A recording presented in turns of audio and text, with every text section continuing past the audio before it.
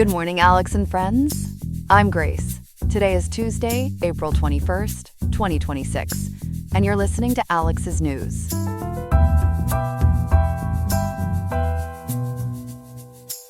The weather in Riverside today features a high of 71.8 degrees and a low of 52.6 degrees, so keep those temperatures in mind as you head out. On today's program, we are examining the growing tensions regarding Mexican sovereignty that have been sparked by a recent fatal crash in Chihuahua. We are also looking at why Apple has decided to place John Ternus in charge of guiding the company's next chapter in hardware and artificial intelligence development. Beyond those main segments, we have a variety of other stories to cover that you will not want to miss as we track the latest developments. All of this and more coming up on Alex's News. Stay tuned.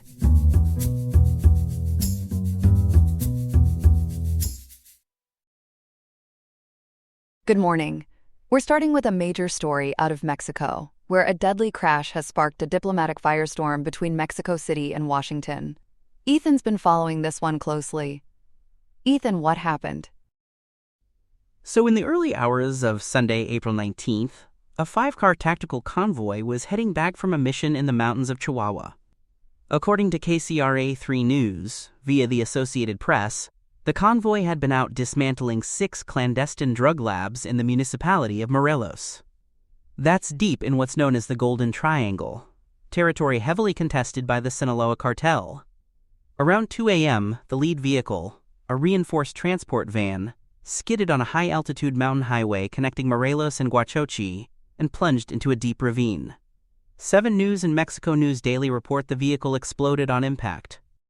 4 people were killed. What do we know about them? 2 were Mexican officials. Pedro Roman Oseguera Cervantes was the Director General of Chihuahua's state investigation agency, known as the AEI. He'd only been in that post for 7 months. The other was Manu Genaro Mendez Montes, a high-ranking AEI officer and ministerial police bodyguard. Then there were 2 Americans listed as U.S. Embassy instructors. Despite the severity of this, the U.S. State Department and U.S. Ambassador Ronald Johnson have declined to release their names or even confirm which agency they belong to, whether that's DEA, FBI, or INL, citing privacy and security protocols. That secrecy has to be adding fuel to the fire in Mexico City. It absolutely is. President Claudia Sheinbaum came out swinging during her morning press conference. She's demanding a formal explanation from the U.S. government for what she's calling an unauthorized anti-cartel operation on Mexican soil. She says her entire federal security cabinet was unaware this mission was happening. Her position is that this was a localized decision made by the Chihuahua state government without clearance from Mexico's federal authorities. Why does federal clearance matter here? What's the legal issue? This gets into Mexican constitutional law. As ABC News and CBS News report, Sheinbaum contends this collaboration violates the Mexican Constitution and the 2021 reforms to the national security law. Under those reforms, any state-level government that wants to work with foreign entities has to get authorization from 2 federal agencies, the Ministry of Foreign Affairs, known as the SRE, and the Ministry of Security and Civilian Protection, the SSPC. Sheinbaum was very clear that while intelligence sharing between the 2 countries is, in her words, well established, there are currently no joint operations on land or in the air authorized within Mexico. So what's Chihuahua's side of the story? This is where it gets really interesting. Chihuahua's Attorney General, Cesar Jauregui Moreno, initially described the Americans as being part of the operation to destroy those labs. But after federal pushback from Sheinbaum's government, he changed his tune significantly. 7 News and Mexico News Daily report that Jauregui later claimed the U.S. officials were instructors providing drone flight training and forensic evidence collection. He said they only joined the convoy after the labs had already been destroyed. That's quite a shift. Are people buying it? Not really. Journalists are calling it a walkback, a strategic softening of his original statement. And critics are pointing to some pretty glaring questions. Why were these so-called instructors riding in the lead vehicle of a tactical convoy at 2 a.m., in what everyone acknowledges is a hot zone? That level of positioning suggests operational integration that goes well beyond classroom instruction. It really blurs the legal line between training and active participation. What about the crash itself? Is there any suspicion it wasn't just an accident? Officially, the preliminary finding from Chihuahua authorities calls it a traffic accident caused by the rugged terrain up in the Sierra Tarahumara. But investigators have not ruled out cartel sabotage. The Guardian and Mexico News Daily highlight that because this mission directly targeted Sinaloa cartel infrastructure, forensic teams from the Mexican Attorney General's office, the FGR, are actively searching the wreckage for traces of IEDs, tire spikes, or ballistic damage. There's a lot we still don't know 2 days later. Have U.S. investigators gotten involved in examining that wreckage? They want to, but it's complicated. The U.S. National Transportation Safety Board and the FBI have both requested access to the crash site. However, as of today, the Mexican government has yet to grant full access, and they're citing national sovereignty concerns. That's a significant sticking point, because without joint forensic examination, each side is essentially working from incomplete information. It feeds into the broader trust problem we're seeing right now between these two governments. And the timing couldn't be worse, right? There are trade talks underway. The timing is almost unbelievably bad. This all unfolded during the second round of USMCA trade negotiations happening in Mexico City.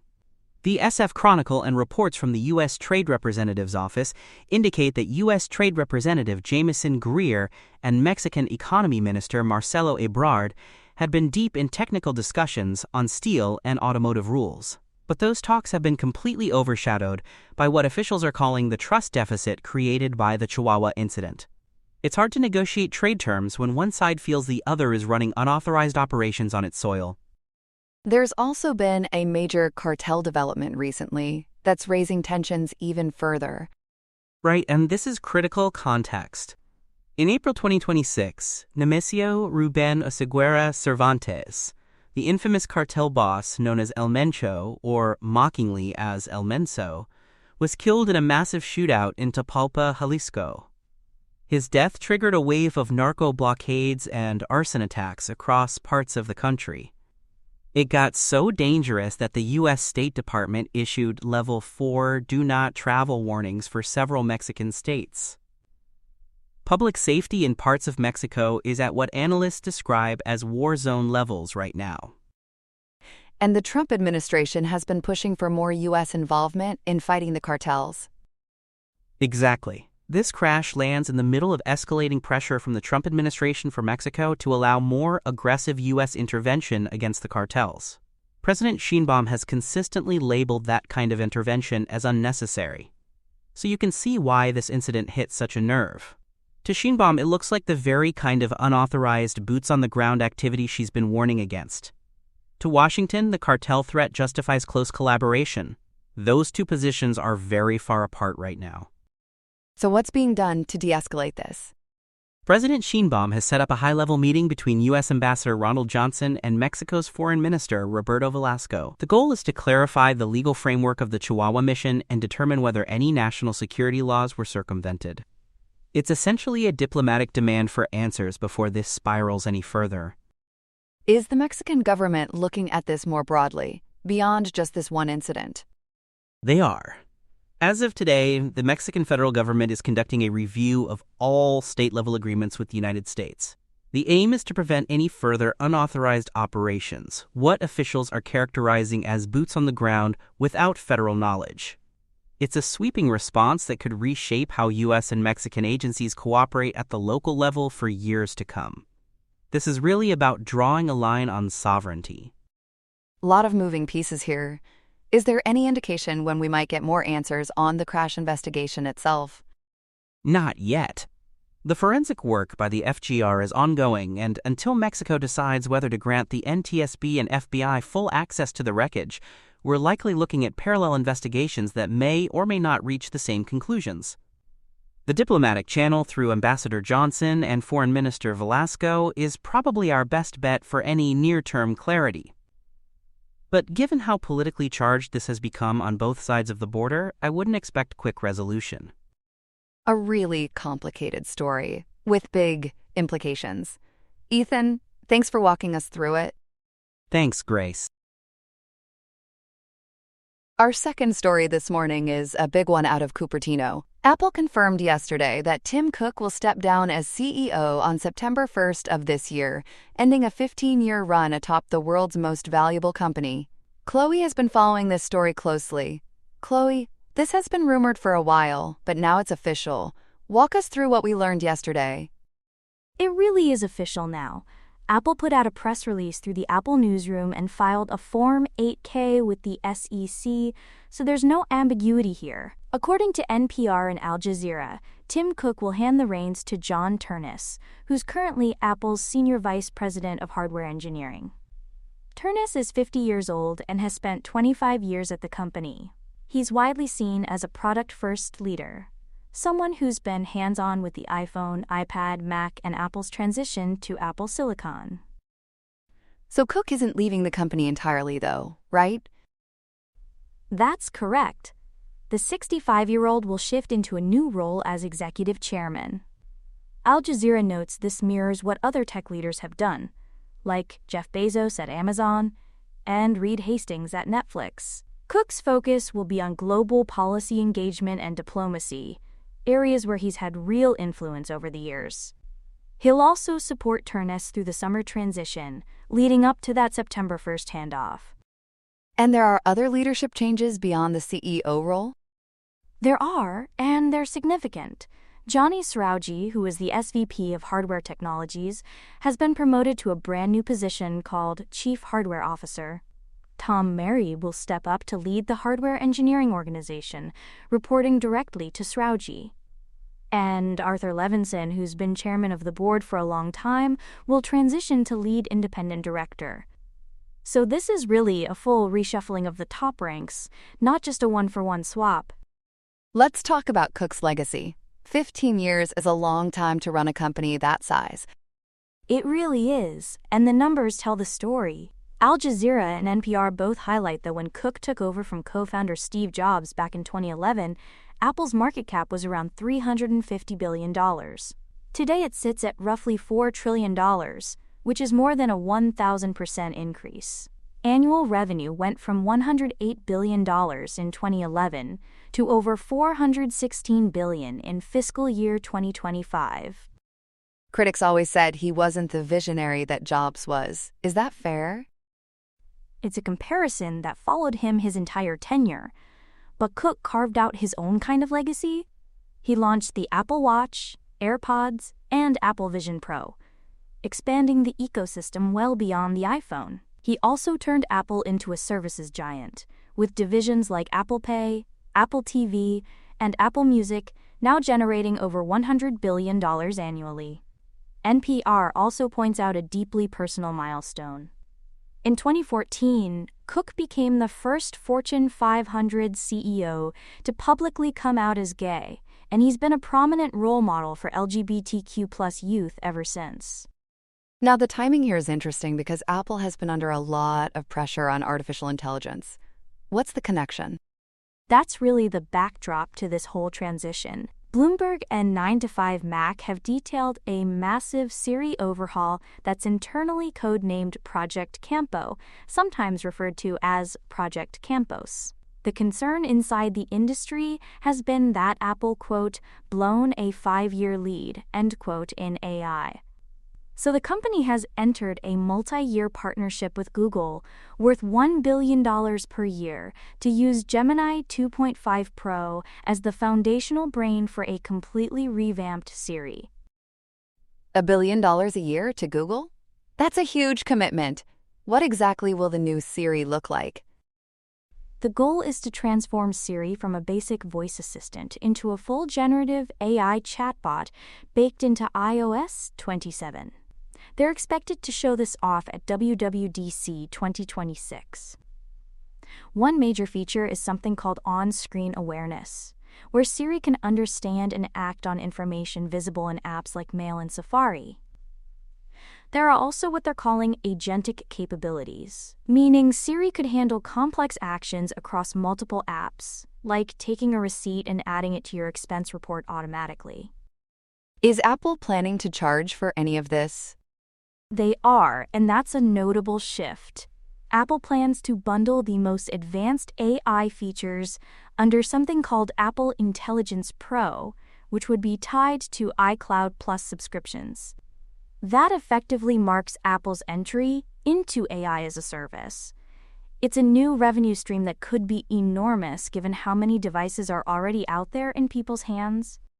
There's also been a major acquisition tied to all of this. Tell us about Q.ai. This one is fascinating. The Jerusalem Post and the Times of Israel describe it as the technical catalyst for the Ternus era. Apple confirmed a $2 billion acquisition of the Israeli startup Q.ai in early 2026. That makes it Apple's second largest acquisition ever, behind only the $3 billion purchase of Beats Electronics back in 2014. The company is led by Aviad Maisels, who's actually the founder behind the technology that eventually became Face ID. And Q.ai specializes in something called silent speech? What does that mean exactly? It sounds like science fiction, but it's real. The technology uses infrared sensors and machine learning to interpret facial micro-movements and muscle contractions.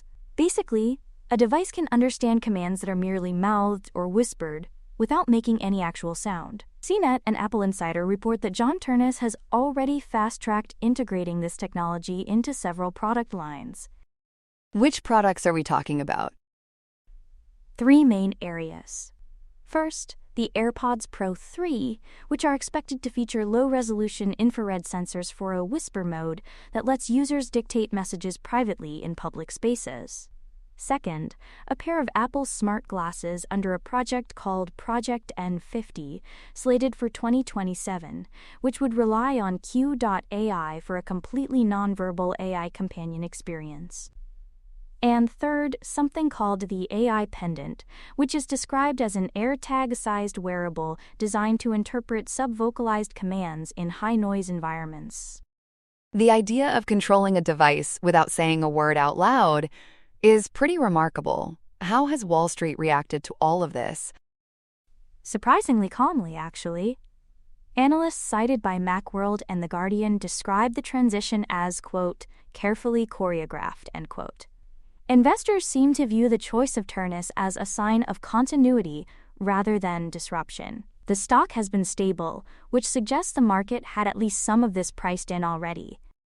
Are there any major concerns going forward for Ternus? The biggest one is manufacturing. While Cook spent years trying to diversify where Apple builds its products, the company remains heavily reliant on China. Experts tell NPR that dependency could take decades to fully resolve. That's a geopolitical risk that isn't going away anytime soon, and it'll be one of the first real tests of Ternus's leadership. Did Cook have any parting words as he prepares to step aside? He did. In a farewell letter, Cook expressed deep gratitude for leading a company that, quote, ignites imaginations and enriches lives, end quote. Meanwhile, Ternus is preparing to merge Apple's hardware expertise with what's being described as a new sensory-aware AI ecosystem. When the transition becomes official on September 1st, 2026, it'll formally mark what many are calling the start of Apple's post-iPhone strategic shift. It's going to be a fascinating few months to watch. Chloe, thanks so much for breaking all of that down for us. Happy to do it, Grace.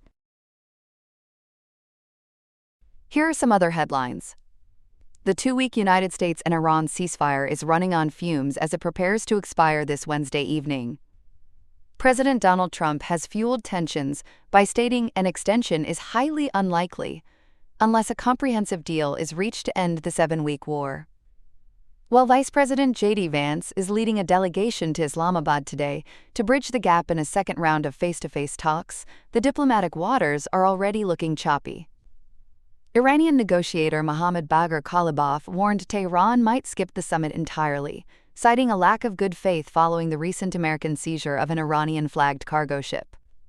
With the Strait of Hormuz virtually closed to oil traffic and a naval blockade bottlenecking ports, the International Energy Agency is calling this the worst energy crisis in history.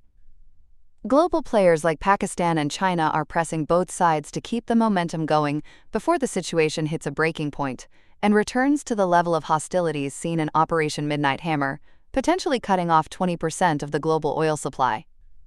In Washington, Kevin Warsh is looking to bank on a smooth confirmation as he seeks to succeed Jerome Powell as chair of the Federal Reserve. During his high-stakes hearing before the Senate Banking Committee, Warsh vowed to keep monetary policy strictly independent, though he noted it is not a threat when elected officials voice their interest in rates. However, his path to the top spot has met a bit of a roadblock. Senator John Ternus is currently checking the progress of a Department of Justice investigation into Jerome Powell's headquarters renovation costs, vowing to hold up all nominees until the probe is dropped. Warsh is also facing some taxing questions from Democrats regarding the transparency of his $131 million fortune. With Powell's term set to expire on May 15th, the market is bracing for a potential overlap that could make for some uncomfortable seating in the boardroom. There is a bright spot in the global energy sector, as renewable power is finally seeing its day in the sun. A new report confirms that renewables now meet the entirety of global electricity demand growth, officially turning the tables on coal as the world's primary power source. By the end of 2026, solar and wind combined are expected to outshine nuclear generation.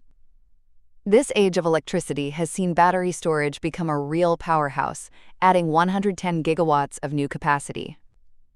While the European Investment Bank is plugging €2 billion into modernizing aging grids, India has commissioned its first firm and dispatchable renewable energy project to ensure the grid stays steady.